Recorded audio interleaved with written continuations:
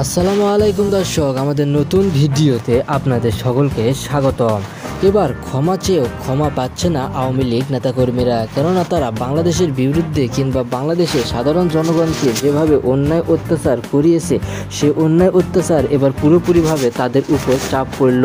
এবার প্রতিটি ক্ষেত্রে যেখানে রাজনীতি ইস্যু আসার কথা, সে রাজনীতি ইস্যু থেকে দলকে নিজেদের মতো করে সাজাতে পুরোপুরিভাবে প্রস্তুত রয়েছে। সরকার পতনের সঙ্গে সঙ্গেই আওয়ামী লীগ নেতাকর্মীরা দেশ থেকে পালানোর সিদ্ধান্ত নিয়েছিল এবং কিছু কিছু নেতাকর্মীরা দেশ থেকে পালিয়েছে, আবার কিছু নেতাকর্মীরা দেশে রয়েছে। কিন্তু আওয়ামী লীগ নেতাকর্মীরাতে কোনো নেতাই সুষ্ঠুভাবে জীবনযাপন করেনি, তারা শুধু তাদের দাপট দেখাতে গিয়েছিল। কিন্তু তাদের দাপটের জন্য আজ তাদের ধ্বংসের পথে পরিচালিত হতে হবে।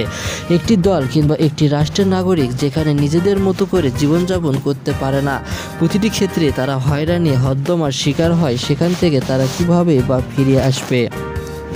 একটি দল কিংবা একটি রাজনৈতিক ইস্যু যেখানে নিজেদের মতো করে দল পতনের সক্ষমতা হচ্ছে, সেখানে সেই দল পতনের জন্য নিজেদেরকে নিয়োজিত রাখতে প্রস্তুত।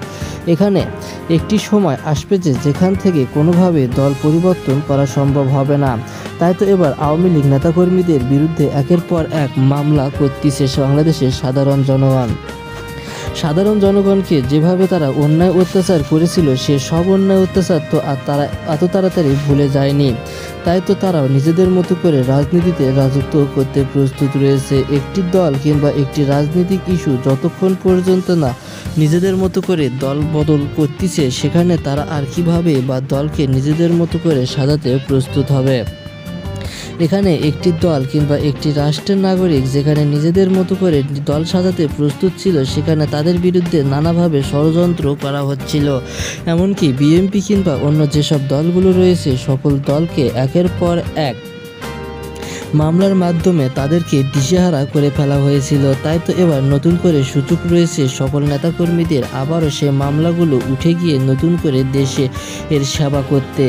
কেননা আওয়ামী লীগ নেতাকর্মীরা তারা নিজেদের মতো করে দেশ পরিচালিত করতে চেয়েছিল, তারা যে সিদ্ধান্ত দিতে চেয়েছিল সেই সিদ্ধান্তই সকলকে মেনে নেওয়ার অঙ্গীকারও দেওয়া হয়েছিল। কিন্তু এটি তো সার্বভৌমত্ব দেশ, এখানে তো সকলের কথাকে গুরুত্ব দেওয়া হবে। তাই তো আওয়ামী লীগ নেতাকর্মীরা তাদের মতো করে দেশ পরিচালিত করতে পারেনি। ছাত্র রাজনীতির কাছে কোনো রাজনীতি টিকে থাকতে পারে না, তা এবার হাতে নাতে প্রমাণ পেল। একটি দল কিংবা একটি রাষ্ট্রের নাগরিকরা যতবারই নিজেদেরকে দাপট দেখাতে চেয়েছিল, সেই দাপটের হাত থেকে নিজেদের রক্ষা করতে দলকে নিজেদের মতো করে সাজানো হচ্ছে। প্রতিটি ক্ষেত্রে যেখানে এমন অবস্থাতে পরিচালিত হয় দেশ, সেই অবস্থার পর থেকে দলকে নতুন করে সাজাতেও প্রস্তুত এবার সকল নেতাকর্মীরা।